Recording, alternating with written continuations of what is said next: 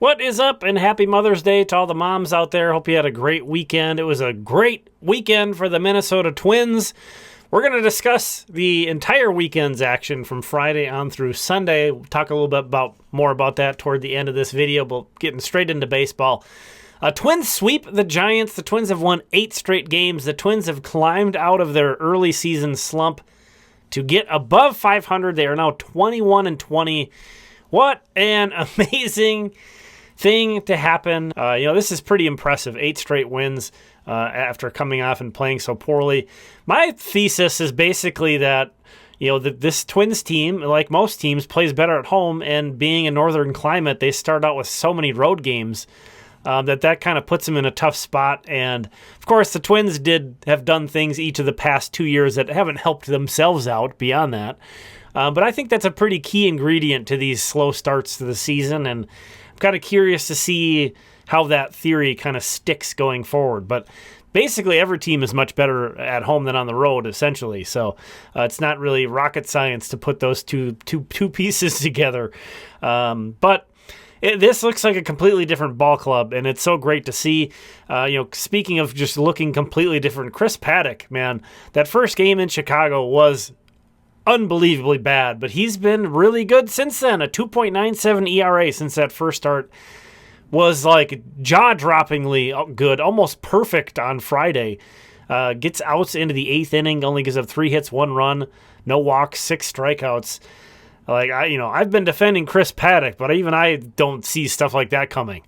So tip of the cap to him. Maybe he's pitching in warmer weather also. That's another thing to keep in mind with some of these guys that aren't even guys from northern climates. Playing baseball in the cold weather is tough.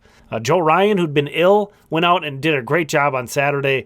And then Pablo Lopez got beat up a little bit today, but his team lifted him up. The rest of the squad, the bullpen and the hitters, did a really nice job. You look down at the bottom there's kind of the marquee hitter from each game. Brooks Lee, I want to call out a swing of his today, and it wasn't even the home run, but I really like the way he's played. He played shortstop today. He looked pretty good in the field as well. I think this is really a series to hang your hat on for the Twins. Obviously, didn't get much going offensively the first 2 games, and then you'd like to see them limit less than 6 runs pitching wise. But great series, great sweep, great stretch, just good stuff all around. This swing from Brooks Lee in the bottom of the 10th inning, he was the leadoff guy with Ty France at second base. This was a 2-strike pitch. Maybe he didn't, his pitch recognition wasn't great off the bat, but it was too late to try to check his swing on a 2-strike pitch. Look at how far, that's like in the other batter's box, and Brooks Lee puts this kind of awkward swing on it, but still gets barrel on it and shoots it to left field, the opposite field, for a single.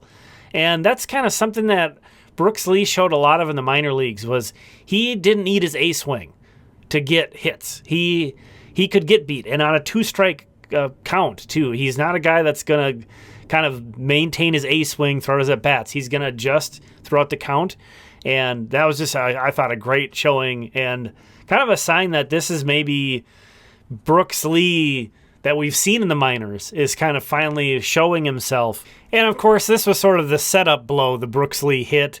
Next 2 batters are retired, so 2 down.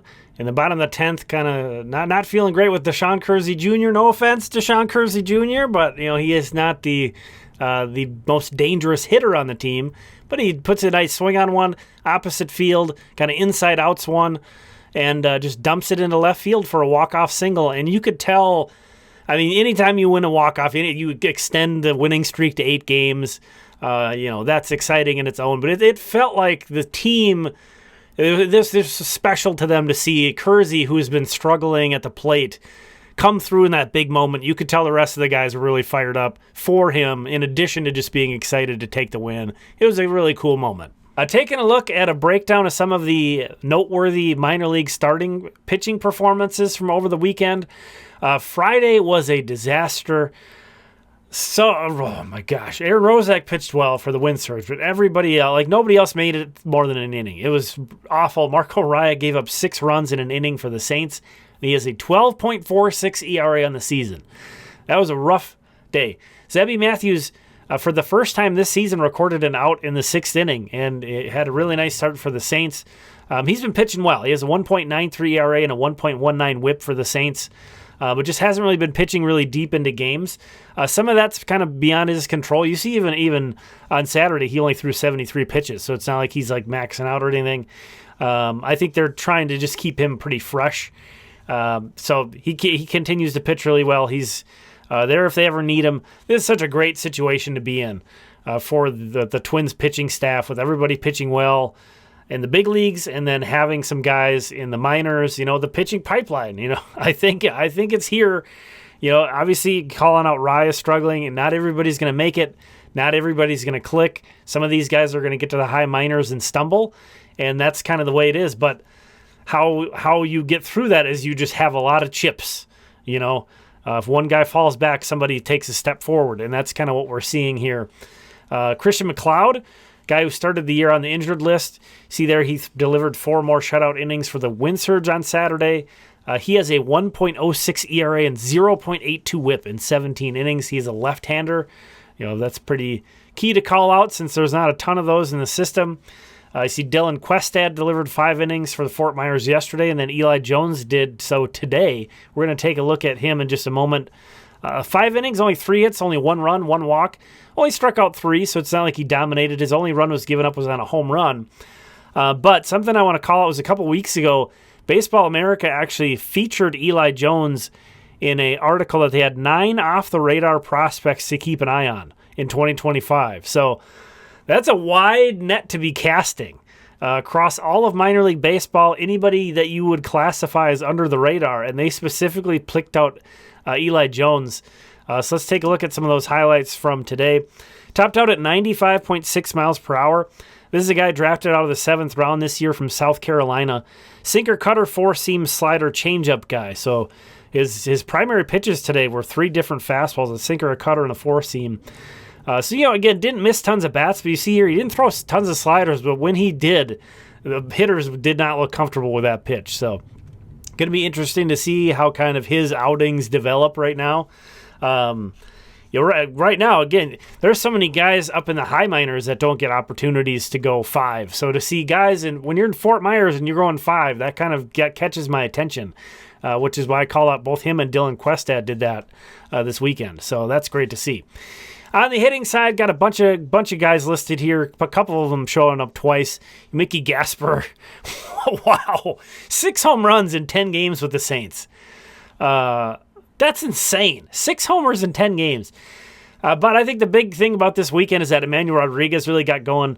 We'll take a look at some highlights of him. He had his first 2 homers of the year. Jay Thomason, though, just keeps getting it done for Fort Myers. You see him popping up there a couple times. He went 1 for 1 with 3 walks on Saturday, stole 2 bags, and then went 3 for 3 with a walk today and stole another base. This is like a corner infield, like kind of power guy who has 14 stolen bases, an OPS north of 1,000, and 14 stolen bases already for Jay Thomason. Very exciting guy to watch in Fort Myers right now. But let's take a look at, again, Emmanuel Rodriguez. And, it's when you're not playing well, it's tough to really let yourself out. And when you're Emmanuel Rodriguez and you like to play with emotion and be excited and get hyped with your teammates, if you're not playing well, that's not always easy to do. But he turned it on this weekend. He's healthy. Kind of had a thumb thing where he missed some games, and you can see a lot of his personalities coming out. Here's a play he makes in center field. I'm not sure why they tried to go to first to third on him. Not the best throw, but Will Holland made a great pick and tag on that play. And you see Emmanuel super fired up. He's a really fun player, just a ball of energy out there, and his teammates feed off of it. And I think people are going to just love watching him play. Carson McCusker hit this ball. This was from today. 115 miles per hour. Yeah, you don't try to catch that one if you're in the stands. And then 115 miles per hour off the bat from Carson McCusker. See there his 10th home run of the season. But a little bit more on Emmanuel Rodriguez. He has a 714 OPS, yet he ranks 8th among all AAA hitters with 100 plate appearances. That's a sample of 195. He ranks 8th in both walks, which is good, and strikeouts, which is not good. He is just so extreme. But this is kind of my idea for the new content schedule going forward. Going to be doing these system recaps on Thursdays and Sundays. So kind of talking about the early week series for the Twins, and then the first 3 games of minor league action, and then the weekend series for the Twins, and then the weekend action from the minor leagues. 2 days a week, and then I do write the Twins Daily Minor League Report on Fridays. Sometimes I swap with Seth on Saturdays, depending on what we going on. And then Mondays, I'm doing that new Twins Ticket podcast, kind of digging into deeper stuff. I think tomorrow I'm going to talk about the Saints. Just going to talk about the Saints. Cover the Saints almost like you would a Major League team and just kind of dig deep into that team. So we'll see how it goes. I love doing the nightly thing. I actually think it's easier to put those together, but it is just like keeping up that schedule is kind of a grind. So I'm kind of trying to open up a new avenue that's outside of that kind of hamster wheel grind and see how it goes. There's some challenges about talking about things this way. I feel like there's a lot that can kind of slip through the cracks or that I can miss or forget about even by the time we get rolling around to recording. But as I do more of these in this way, some of those, I should be able to identify some of those problems and solve them, Took a long time to get the nightly system recaps down to a format and down to a science kind of. I've just got to give myself an opportunity to work through these and just kind of continue to develop them this way. I have done these before in this manner where I'm tackling like a big chunk of time. In the past, there's been a few times where I've just been kind of run down or had other stuff going down. So this isn't like a brand new thing I'm trying necessarily, but I think this is going to be the new normal. So we'll see how that goes. Let me know what you think. Thanks for checking this one out. I really appreciate you. We'll talk again soon.